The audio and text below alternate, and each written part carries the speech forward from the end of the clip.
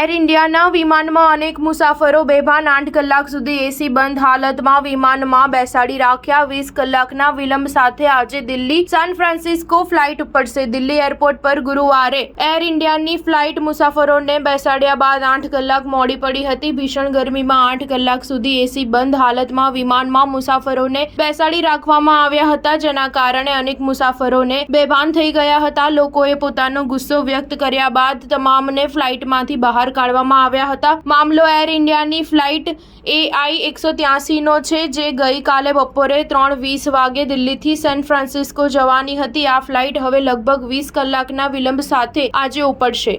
ઘણા મુસાફરોએ social media platform x પર એર ઇન્ડિયાને ટેગ કરીને પોતાની નારાજગી વ્યક્ત કરી છે। શ્વેતા પુંજ નામના પેસેન્જરે શુક્રવારના રોજ તેની પોસ્ટમાં જણાવ્યું હતું કે અમને મોડી રાત્રે હોટલમાં શિફ્ટ કરવામાં આવ્યા હતા અને આજે સવારે 8 વાગે એરપોર્ટ પહોંચવાની જાણ કરવામાં આવી હતી। હવે અમે એરપોર્ટ પર પહોંચી ગયા છીએ। અમને પાછા હોટલ પર જવાનું કહેવામાં આવ્યું છે। 2 કલાકમાં મુસાફરો એરપોર્ટ પર પહોંચ્યા અને 24 કલાક થઈ જશે। અભિષેકે શુક્રવારે સવારે જણાવ્યું કે મુસાફરોને રાત્રે 2 વાગે હોટલના રૂમ આપવામાં આવ્યા હતા। નવો બોર્ડિંગ પાસ આપવામાં આવ્યો અને કહેવામાં આવ્યું કે ફ્લાઇટ આજે સવારે 11 વાગે ઉપડશે। મારા માતા-પિતા એરપોર્ટ પર આવી ગયા છે, પરંતુ લાગે છે કે આ ફ્લાઇટ પણ રદ કરવામાં આવી છે। એર ઇન્ડિયા તરફથી કોઈ મદદ કરી રહ્યું નથી। સ્ટાર ન્યૂઝ 7 હંમેશા સચ્ચાઈની સાથે।